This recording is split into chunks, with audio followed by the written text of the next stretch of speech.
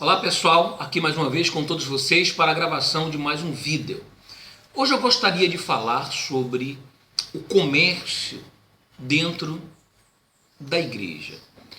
Antes de falar propriamente dito sobre esse assunto, eu queria deixar bem claro aqui qual é o meu conceito sobre as ofertas. Ora, todos nós sabemos que a oferta ela foi criada e instituída pelo próprio Deus. Não foi pela igreja A, B, C, D, mas foi Deus quem viu a necessidade de criar a oferta.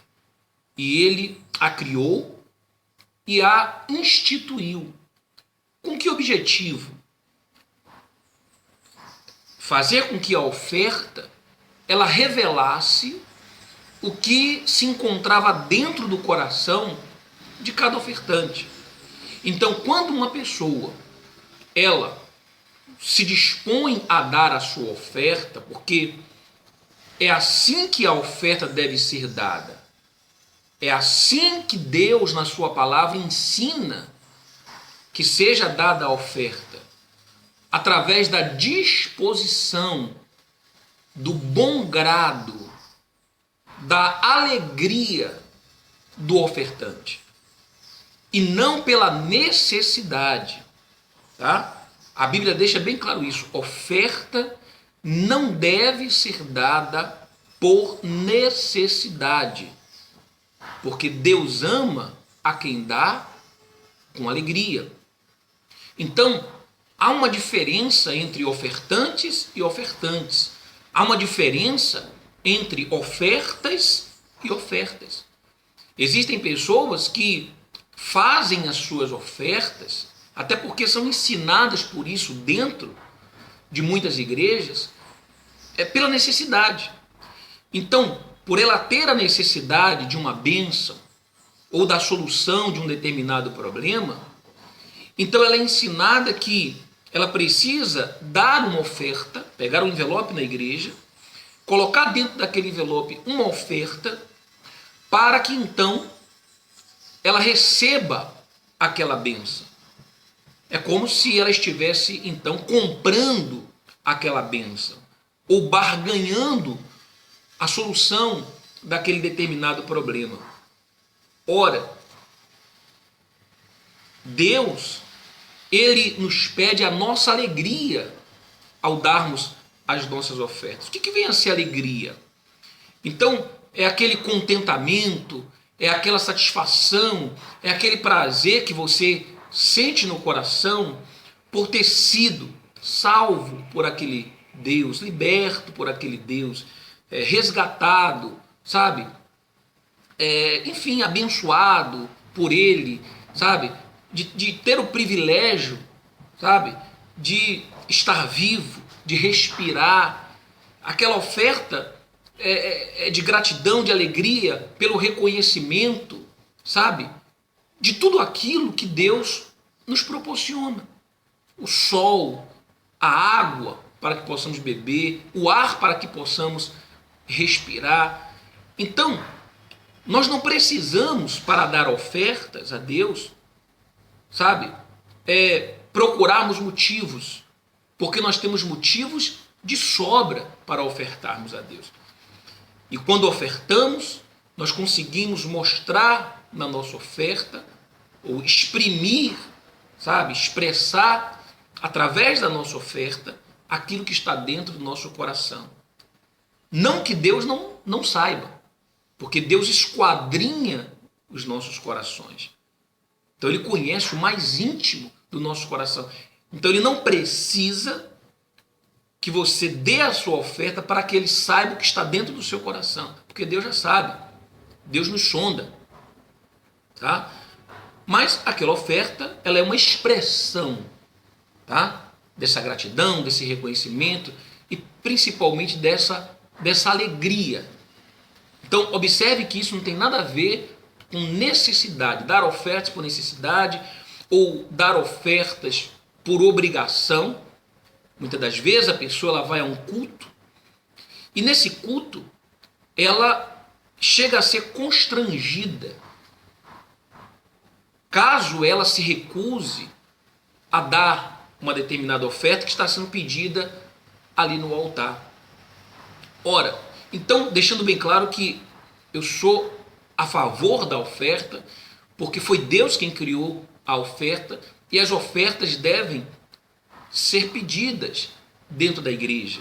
E os ofertantes, os membros, eles devem cada dia fazer as suas ofertas e com mais alegria, tá? Hoje mais do que ontem, amanhã mais do que hoje e assim sucessivamente. Porém, aquilo que eu sou radicalmente contra é o comércio dentro da igreja, a comercialização dentro da igreja, aonde tudo se é vendido justificando sempre uma determinada causa. Mas se nós apelarmos para a nossa inteligência e começarmos a refletir, começarmos a pensar, porque Deus nos fez seres humanos diferentes dos animais, sabe? E por isso Ele nos deu a capacidade de raciocinar. Ninguém pode querer fazer de você um animal irracional e lhe proibir de raciocinar, porque foi Deus que lhe deu a capacidade de raciocinar, de pensar, sabe?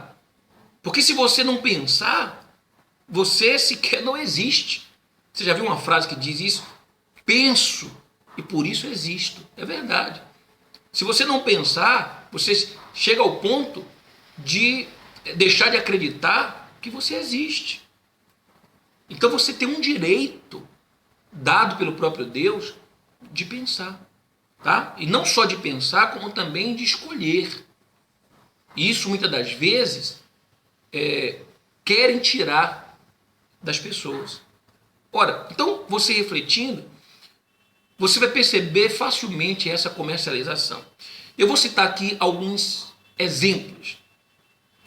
Dentro da igreja, quando num culto se pede oferta para as pessoas, então as pessoas vão ali e fazem suas ofertas voluntárias, saem do banco, das suas poltronas, vão até o alforje na frente da igreja, vão até o altar e ali elas colocam a sua oferta. Cada um de acordo com as suas posses. Nem todos podem dar uma determinada oferta, tá? E muitas das vezes essas ofertas elas são estabelecidas ou pré-estabelecidas ou pré-fixadas, tá? E às vezes a pessoa sem ter aquela condição, tá? Aquele poder de fazê-la, ela às vezes faz até loucuras e cria até sérios problemas dentro da sua família. Eu já vi casos de casamentos que foram destruídos por causa de certas ofertas que foram feitas. Verdade? Ora, será que Deus instituiu ou criou a oferta para que ela fosse um motivo de separação entre casais, de discórdia entre familiares, ou de que as pessoas se afastassem da igreja por causa delas? Então tem alguma coisa errada nesse conceito de oferta, nessa forma de se ofertar de determinadas igrejas. Ora, então a pessoa vai e faz a sua oferta. Vai no alforje e faz a sua oferta, vai no altar e faz a sua oferta. E com aquilo, ela está ajudando a igreja. Essas ofertas, elas servem para quê? Bem, elas servem para serem destinadas a todas as necessidades, tá, da igreja, e uma parte dela, um determinado percentual dessas ofertas arrecadadas, devem ser reinvestidas, tá, no crescimento espiritual de cada membro, de cada ofertante. Isso em forma de quê? Isso em forma de uma literatura, um livro que a igreja deve escrever, aí não importa qual é o autor, um bispo, um pastor, uma esposa de pastor, uma filha de pastor, sabe? Não importa. Escreve aquele livro, tá? E esse livro, essa literatura, o certo é que ela fosse distribuída gratuitamente Eu disse gratuitamente a todos os membros da igreja. Por quê? Porque a igreja tem que demonstrar interesse em que os seus membros cresçam espiritualmente, sabe? Desenvolvam espiritualmente, leiam, sabe? Conheçam mais, porque como o próprio Deus disse, o meu povo sofre por falta de conhecimento. Então, levar conhecimento a essas pessoas, sabe? E isso tem que ser dado de graça. Aí talvez você me pergunte assim, mas não existe um custo para se fazer esses livros? Não existe um custo para se fazerem esses DVDs? Não existe um custo para se fazerem esses CDs? Existem. Aí você me pergunta, mas e como então esses custos serão bancados? Ora, com essas ofertas que eu acabei de falar, que as pessoas vão até a frente do altar e doam liberalmente, sabe? Espontaneamente. Agora, se a pessoa doa a sua oferta, tá? Que é para ser destinada ao desenvolvimento da obra, certo? Ela faz parte da obra, porque a obra vai crescer na proporção que ela cresça também espiritualmente falando, não é verdade?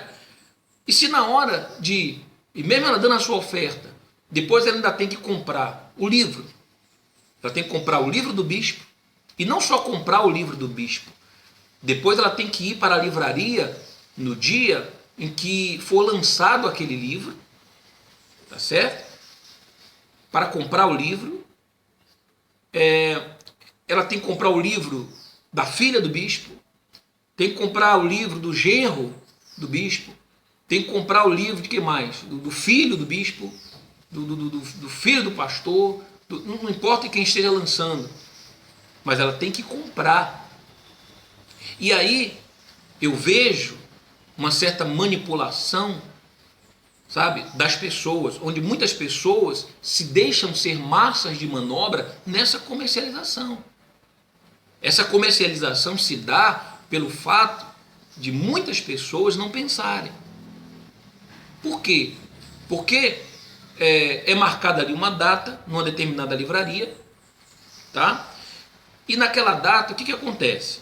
Então, todos os pastores pegam ali os obreiros das suas igrejas, os jovens das suas igrejas e uma certa parcela dos membros daquela igreja. Colocam ali dentro de 2, 3, 4, 5 ônibus, tá? Esses obreiros já devem ir com o dinheiro, ou melhor, eles já vão levando o livro que eles já compraram dentro da igreja.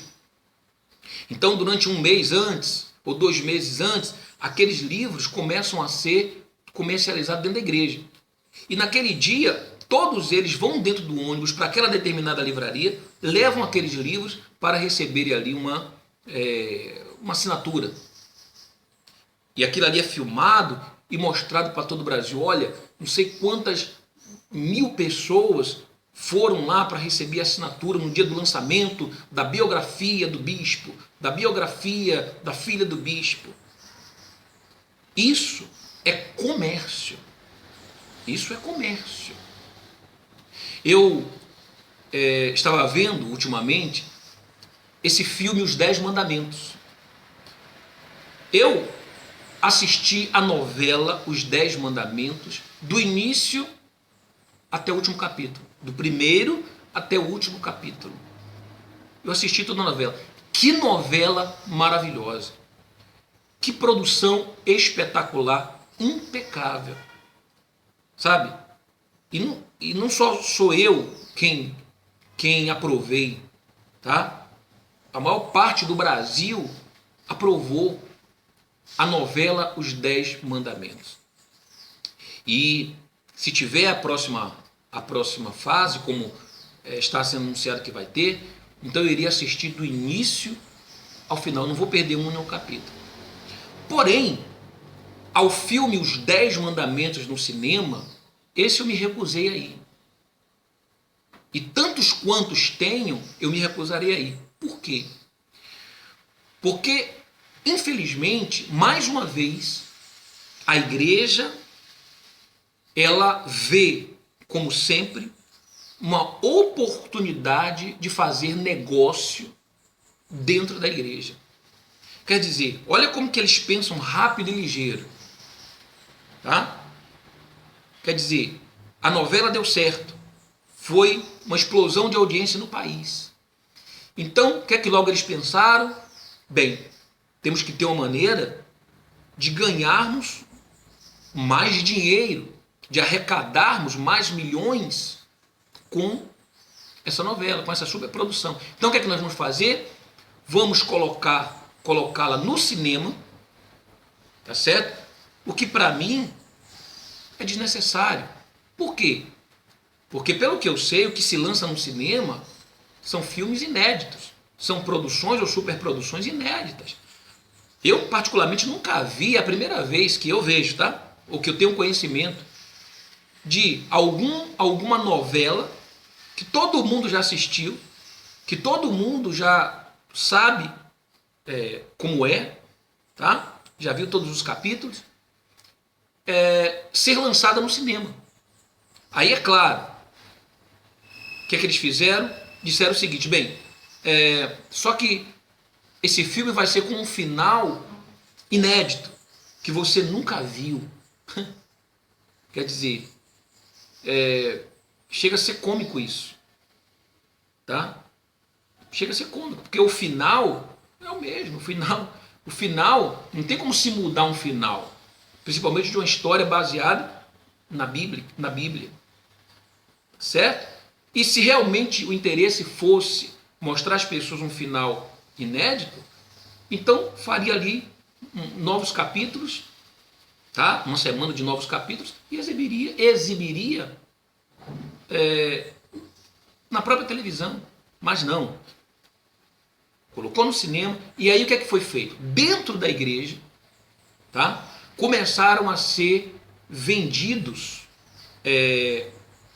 bilhetes ou ingressos do cinema. Mas antes disso, eu vi obreiros e jovens na rua, tá certo? Com um DVD dos 10 mandamentos sendo vendido na rua, tá certo? Eu não sei se isso foi vendido dentro da igreja, mas provavelmente deve ter sido vendido, porque quando chega a ser vendido na rua, já foi vendido primeiro dentro da igreja.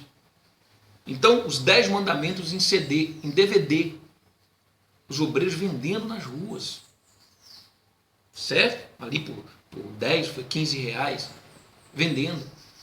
Aí, como se isso não bastasse, eles colocaram no cinema. E aí as pessoas tinham que comprar um bilhete, tá? Um ingresso de cinema. E não um só, mas comprar 5, 10, para que esses bilhetes fossem doados a pessoas lá fora que nunca tiveram a oportunidade de assistir o filme. Quer dizer, o argumento usado foi esse, para convencer ali os membros, tá, a participarem dessa comercialização. Então a pessoa ia lá dentro da igreja, comprava 10 ingressos, tá? E aí a igreja ali enchia um ônibus com aquelas pessoas que receberam aqueles ingressos e levavam para o cinema. Eu tive a oportunidade de estar com minha esposa no cinema e ver ali um pastor que estava ali só para recepcionar, tá? O povo que estava chegando, porque aquele dia tinha sido uma escala daquela determinada igreja de levar o povo para aquela sessão de cinema. Quer dizer, e aí depois se vai para o altar da igreja e diz, olha, nós arrebentamos, já são não sei quantos milhões de pessoas que assistiram o filme Os 10 Mandamentos. Só que não foram pessoas que foram lá espontaneamente. Espontaneamente foram aquelas que assistiram a novela pela televisão. Mas no cinema já foi comércio. Puro comércio. Tá? Outra informação que chegou aos meus ouvidos foi que agora, na semana da Páscoa, na Semana Santa, tá? Fizeram um outro final, tá? Esse aqui eu estou falando, mas eu estou passando uma informação que eu recebi, tá? Mas aí você que frequenta, que congrega, aí sabe se procede ou se não procede, tá? Que foi feito um outro final, para novamente as pessoas irem e verem um outro final. Quer dizer, mais comércio. Isso aí, existe uma prática, tá? Que é até, eu diria assim, crime, é um crime. Quando se usa os jovens de dentro da igreja, na sua grande maioria, 13, 14, 15 anos de idade, e esses jovens, eles são muito usados nessa comercialização. São usados, por exemplo, para os interesses políticos. Em época de política, esses jovens, eles vão para as ruas e ali ficam no sol, nos cruzamentos, nas sinaleiras, com bandeiras na mão, no sol, sem ganharem nada. Sem ganharem nada. Esses jovens são os jovens que são mobilizados para esse tipo de comércio. Eu digo porque eu vivi isso. Eu digo porque quando eu participava do grupo de jovens, tá, da igreja, então me era mandado vender milho. Eu, por 6 meses, durante todos os dias, e quem me conhece sabe disso, e quem pertencia ali à igreja, em periferia onde eu frequentava, tá, sabe disso. Durante 6 meses, todos os dias, eu levantava cedo, 4, 5 da manhã, pegava o trem, ia na feira de São Joaquim, comprava o milho, trazia o milho nas costas da feira de São Joaquim até a estação de trem, voltava para Piripiri. Quando chegava ali, saía com o carro de mão para ir nas obras, pegar lenha, resto de obra de madeira, de tábuas, para poder fazer lenha. Voltava no lado da igreja, na parte lateral da igreja, ali em Piripiri tinha uma parte lateral. Ali nós fazíamos a fogueira, tá? Um forno ali, um fogo, sei lá. Assávamos o milho e 4, 5 horas da tarde botávamos aquela panela, assávamos não, cozinhávamos, botávamos na panela, botávamos a panela num carro de mão e saíamos para vender. Eu fiz isso durante 6 meses, todos os dias. Tá? Eu e mais muitos outros jovens da minha época. E esses jovens enfrentaram sérios problemas com os pais. Por quê? Porque muitas das vezes esses jovens não faziam para dentro de casa, tá? Porque estavam fazendo na igreja. Certo? Coisas que eles não faziam dentro da própria casa e para os seus próprios pais. Tá certo? Bem, também, ainda em relação a essa questão dos jovens, que é muito usado para isso, observem que esses jovens, eles não são incentivados ao estudo. Na igreja, tá? Não há incentivo, eu digo na igreja, eu vou falar aqui da igreja a qual eu desenvolvi o ministério durante 20 anos, foi a Igreja Universal.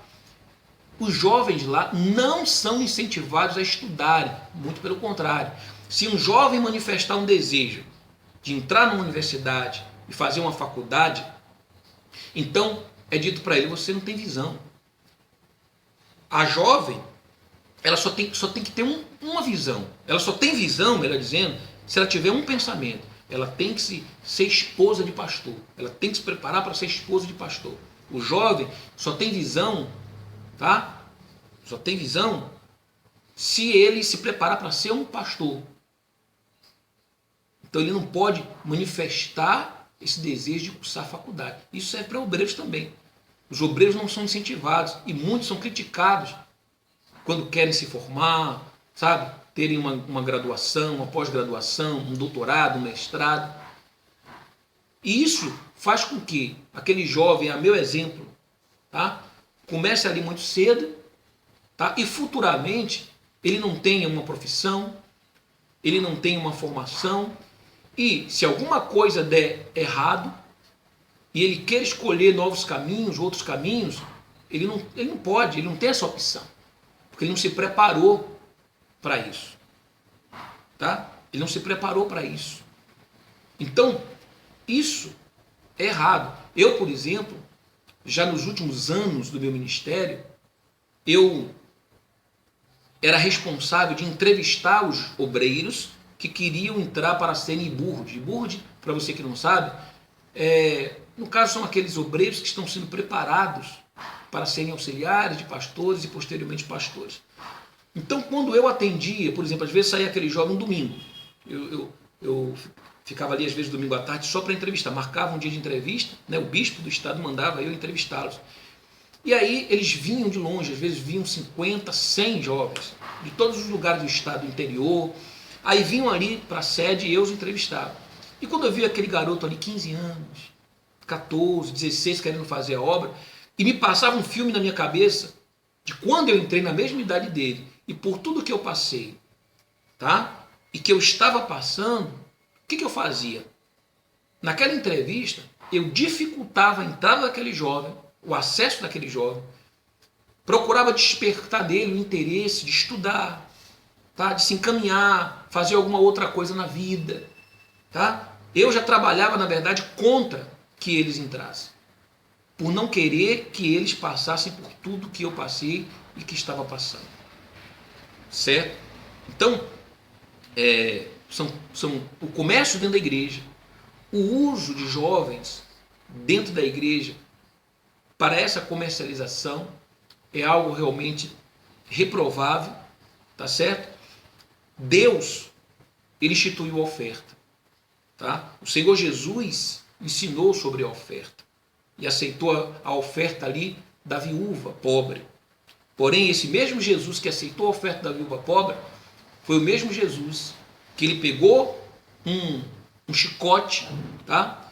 E ele expulsou os cambistas de dentro do templo que estavam fazendo de uma casa de oração um lugar que foi feito por Deus. A igreja foi criada e instituída por Deus, a igreja verdadeira, a igreja que tem a essência do próprio Deus, tá? Da inspiração divina de instituir a igreja. Então, essa igreja, ela não pode ser, ela é casa de oração, e ela não pode ser transformada, tá? Em um lugar onde os cambistas façam negócio.